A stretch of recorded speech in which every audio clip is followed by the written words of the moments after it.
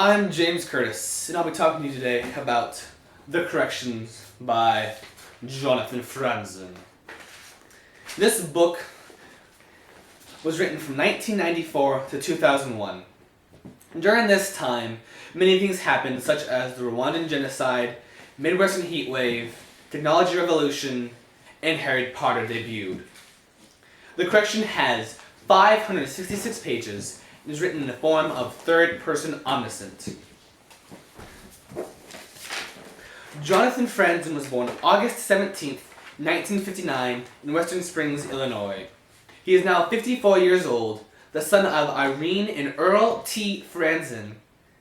He attended Swarthmore College in Freie Universität, Berlin. Jonathan married Valerie Cornell. They wrote every day. They ate, they read, they slept. Every day for 7 years. Or multiple years, sorry. He divorced her in 1994. Jonathan Franzen also wrote The 27th City, Strong Motion, and Freedom. He won awards such as the Berlin Prize, National Book Award, New York Times Best Books of the Year, National Book Critics Circle Award finalist twice, Salon Book Award twice, Pulitzer Prize, and many, many more.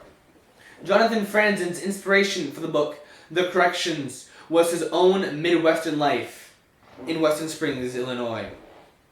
He moved the town to a fictional place, St. Jude, Iowa. Yes, Iowa. And continued on with no characters. Now I'd like to welcome you all to Book Reviews by James Curtis. Today is The Corrections by Jonathan Franzen. Let us begin by meeting the characters. There's no better spot to start than the father. Let's welcome Alfred Lambert. Hello, Alfred. Welcome to the show. Would you mind introducing yourself? What? Would you mind introducing yourself? Oh, hi. I'm Alfred Lambert. Hello. I am Alfred Lambert. Hello. I have dementia.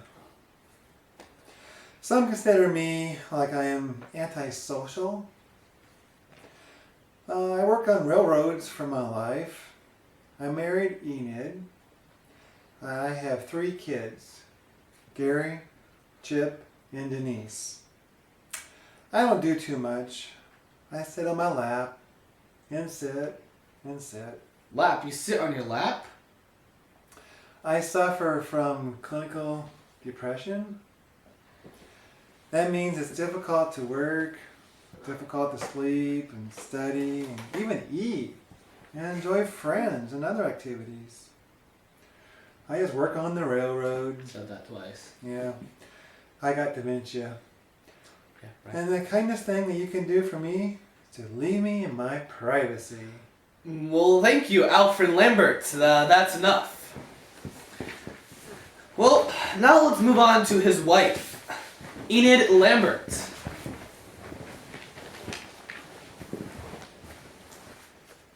Hello, Enid. Would you please tell us about yourself? Hello, I'm Enid.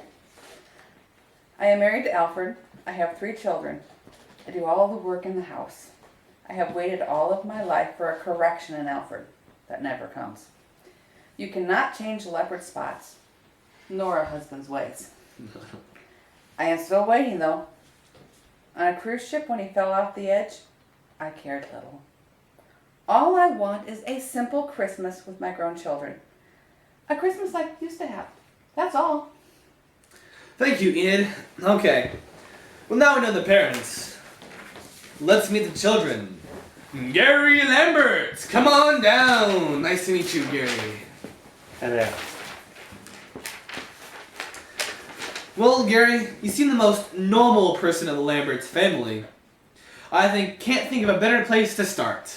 Well, I am the most normal one. I married Caroline. I have 3 boys. Caroline and I live a great life in Pennsylvania. I know my brain well. I know psychology. I don't want to be clinically depressed like my dad, so I always watch the neurofactors in my mind. Well, I think my life is fine. Thank you for having me. See you, James. Goodbye, Gary.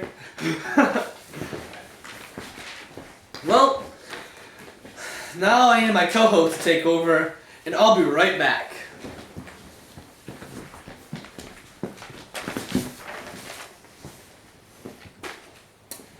Hello.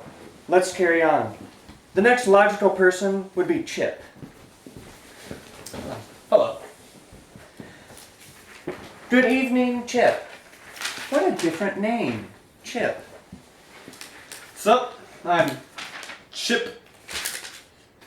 Obviously, I didn't choose my name. It's my parents' job. I was a professor. Fine and great. Almost under promotion, and then I got fired for reasons. I moved to New York, wrote a book, and I didn't have any publishers for it. So instead, I met a Lithuanian man. He hired me to defraud American investors. Yeah, defraud American investors. I took it. Rich, live a fine life in Lithuania. Everything is great. Love my parents. My life is good. Should have started defrauding Americans sooner. Oh, Alfred, I gotta go help him. Bye. Well, okay, thanks, Chip. Time for the final person in the Lambert family, Denise, the amazing chef. I am indeed a great chef.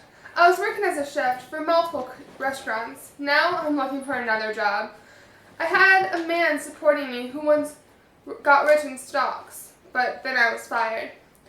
I am the reason that my dad resigned from his job. I think that is most about me. See you. Bye, Denise.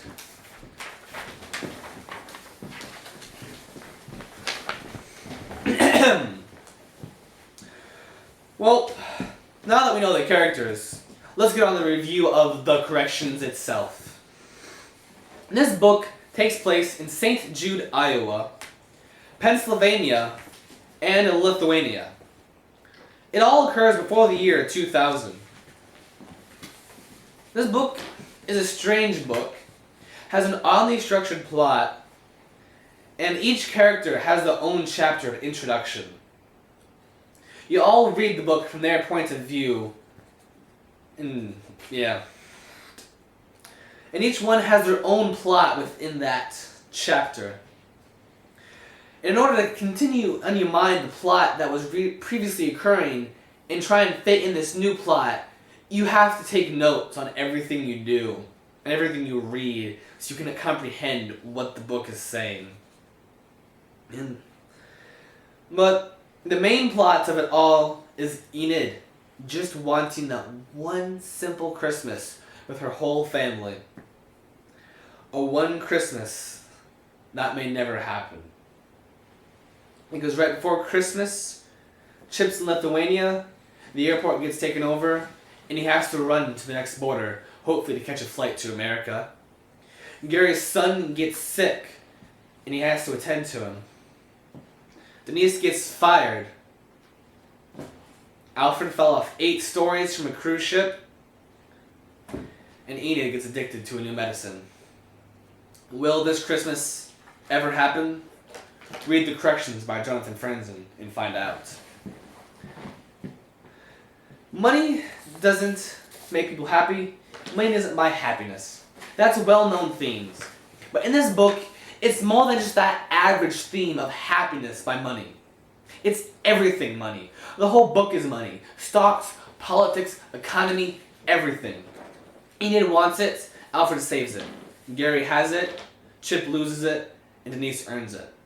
Everyone in this book has a different relationship with money, although all thing is the same. They all want it, but because of their life, they can't all get it. Another theme is the whole picture. Who is to blame sometimes?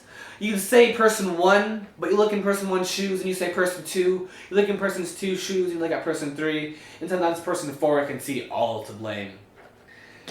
Until you look at everyone's point of view and can comprehend all of them, can you truly judge what's going on? And even if you know all the views, can you even judge? That's another great theme in this book. Can you really judge even with all the information?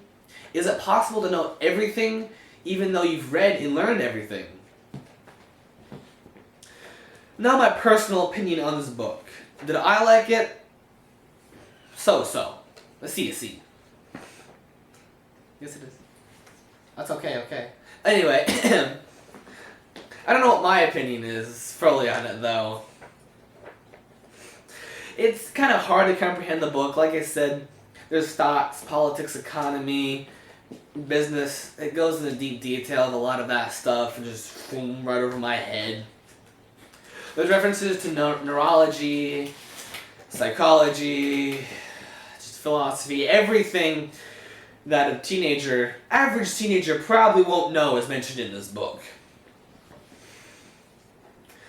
And it's kind of hard to learn from the book as it has lots of mature content.